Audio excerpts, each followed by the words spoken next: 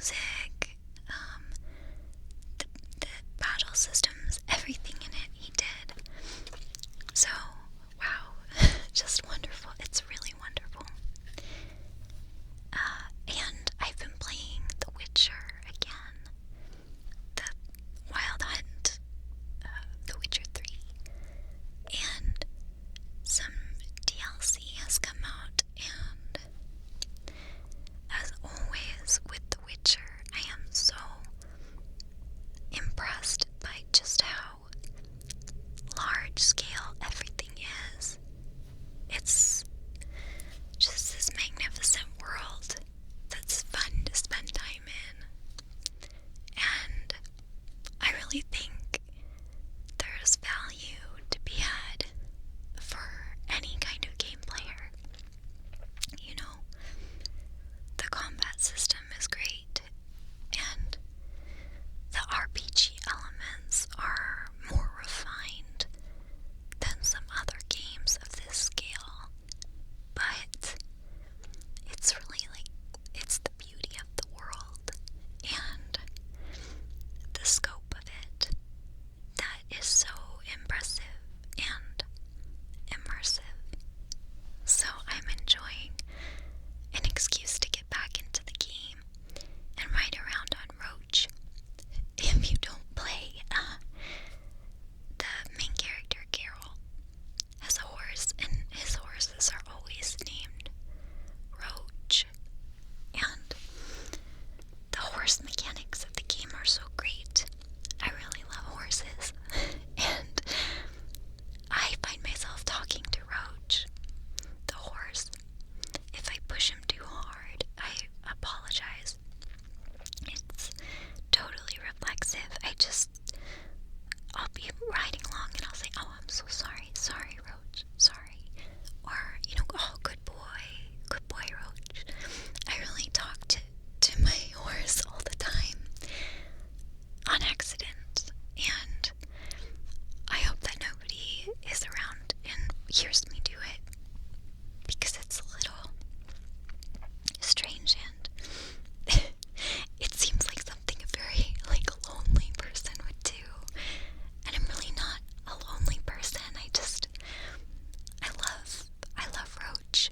I love my steed, so, anyway, the books I've been reading have really been limited, because I started reading the Dark Tower series by Stephen King, and I honestly have only read short stories by Stephen King in the past, and obviously am familiar with a lot of adapted material, but I typically don't read a lot of genre fiction, and I think in the past I've maybe been a little bit of a snob about that. Stephen King is really proud of what he is, and that he is a pop writer. Pop, pop, pop. Pop, pop, pop, pop. Pop is kind of gonna say pop, pop, pop, pop, pop, pop, pop, pop, pop, pop, pop. As in popular fiction. And many people would see that as an epithet, but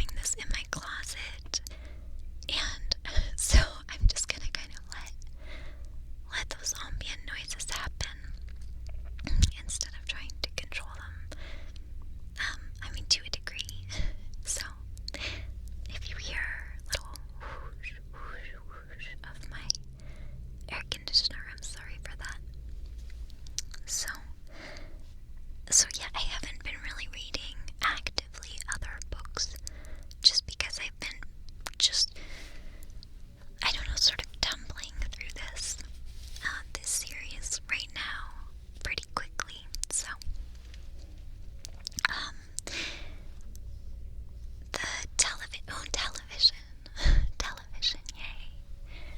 I don't know if I ever express how much I love TV. A lot of people like to talk about how they don't watch TV, and they really like to advertise this about themselves. I don't have cable or anything like that, but I love TV. I love it. And I think we live in a great TV era. So some of my favorite shows that are actually on air right now are obviously Game of Thrones. But that's, I mean, everybody is watching this. Nobody's not. Very few people do not watch Game of Thrones, and certain people, a good example is AS Matt R, my friend Matt. I know a lot of you guys know his channel. He had not been watching Game of Thrones, and I think he finally got pressured into it because there's so many references to it. There's so many references to it, and I think after a while it was like he wanted to be a part of polite society, and so he felt like he had to watch this show and read these books. So, way to go, Matt. Way to give in to peer pressure. I think you did the right thing. I really love Game of Thrones. It's fun to watch. It's kind of exciting, and now not always knowing what's going to happen because it's surpassed the books, which I have mixed feelings about, but it's exciting and liberating. So of course I watch Game of Thrones, and I really like a show. I don't really have a sense of how many people watch it, but the show is put on by Sky and Showtime. It's called Penny Dreadful, and it stars Ava Green, who is amazing, wonderful, so exciting to watch. Gorgeous woman who is just not afraid to let go, and oh wow, it's mesmerizing. The incomparable Timothy Dalton is in it, and strangely enough, Josh Hartnett, who was sort of a teen heartthrob way back, who I didn't give him any credit, I guess, because I really haven't seen him in much. I just assumed he was just sort of one of those Hollywood heartthrobs, and I wasn't very interested, but he's wonderful too in this show, so I never thought I would say that, but yes, Josh Hartnett is really spectacular. So, and Rory Kinnear, yeah. He's lovely as well, and he plays the creature, Frankenstein's creation. Basically, it's a melding of the characters of British lore and British literature from sort of Gothic eras, and it's so great. It's fun. Some of the episodes are a little strange and peculiar, but then you get these wonderful bottle episodes every season that are so focused, and the acting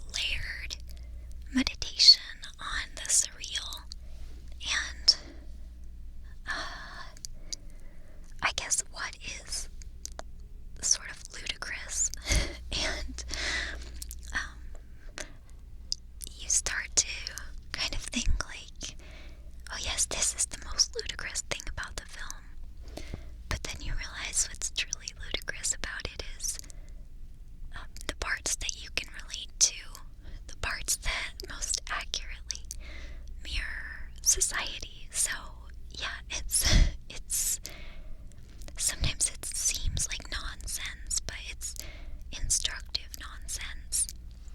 And I think I'll probably watch it like 5 more times. I was laughing the whole time. I was in stitches the whole time. So yeah, The Lobster. Weird and deliberately so, but not just emptily so. You know, I don't love empty provocation, but this movie's not. I don't think it's empty at all. It's insane, but in a relatable way, and it sort of plays with your thoughts of what it means to be human and what it means to be animal, and where do those things converge, and where do we lie to ourselves to convince ourselves that we aren't animals, or that we shouldn't be animals. And yeah, I don't want to say too much more, but it's super strange. So if you like the strange, you might like The Lobster. And I guess that leaves music. And I'm always such a bore with music because I get really into certain things and I become predictable. But yeah, to be perfectly honest, the things I'm listening to right now, most of them tend to be seasonal. Again, I listen to music very seasonally, so there's sort of perennial favorites that come up as the weather gets nicer. I really love this new album from Yumi Zuma. And if you haven't heard of Yumi Zuma before, their newest album is called Yonkala.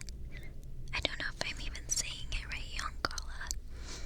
And they are on the label Cascine. That's kind of nice to say. Cascine. And Cascine has had a lot of bands that I like, especially Erica Spring from Au revoir Simone, and a few others like Keep Chilling in Athens. They're just a really stylish label, I guess. They make and support really stylish pop music. And Yumi Zuma are like alt or dream pop. My brother always makes fun of me when he asks what genre a band is, and if I say something like dream pop, he gives me a really hard time. But I mean, I don't know. I think that's what you would call it. So, and yeah, it's just very simple, very airy, very intuitive and sweet. I think it's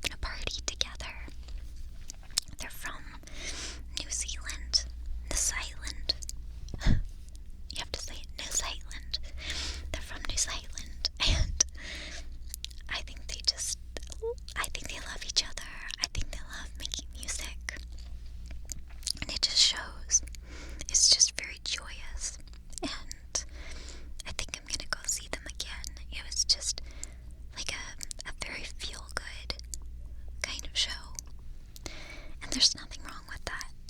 Nothing wrong with that at all, actually. So, of course, New Order has a new album out, and it's called Music Complete. And this one they made without their bassist, Peter Hook. That's kind of a long-standing debacle, but yeah, so New Order's new album, Music Complete, is wonderful. If you ask me, it's wonderful. It's kind of a return to form, but it's also a recognition of, I think, what's considered cool and current in music. So somehow they've gone backward and still managed to come forward at the same time, which is not easy. Most of all, I think Bernard Sumner, who is the lead singer, who my cat is named after, by the way, if you don't know, I think Bernard Sumner has finally decided to write music within his actual range, his vocal range, which is not significant. He's not a fantastic singer. I love him. I love New Order, but Bernard is not. Bernard is not Florence Welch. He's not, an amazing singer. But in this album, he's gotten back to, I think, really playing up that range, in that he's more a vocal stylist than a singer.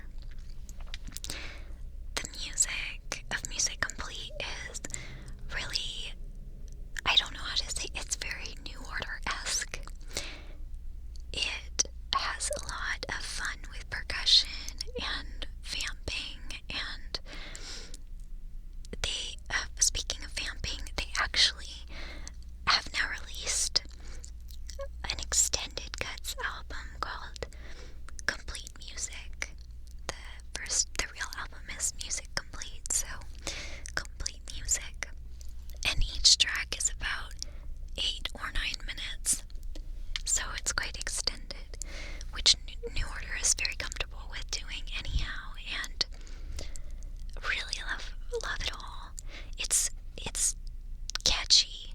It's almost dangerously catchy, and Iggy Pop is on the album, which is interesting. I love Iggy Pop, but his voice as he's gotten older sort of creeps me out.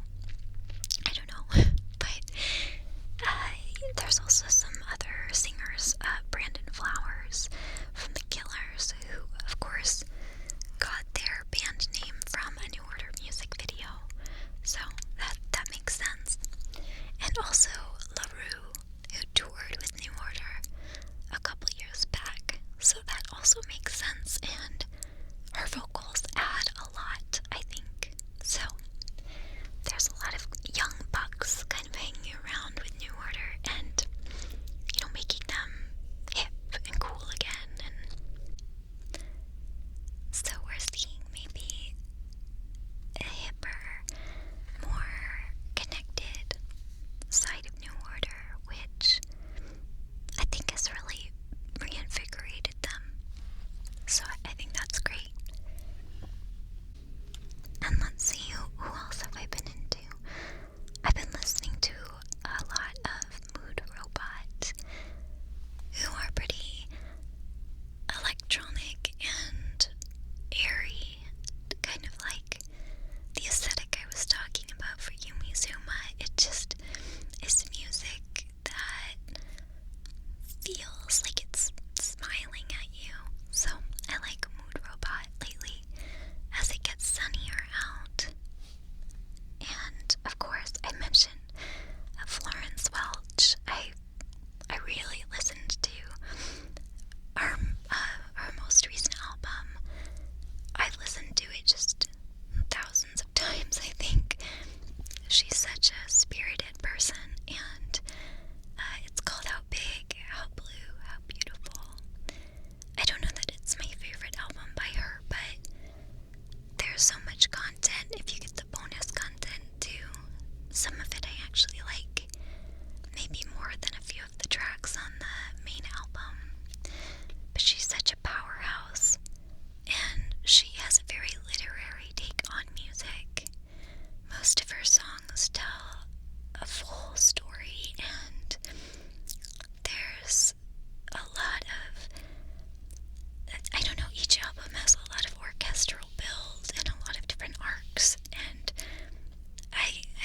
that's really exciting. Somebody who sees music as such a powerful journey.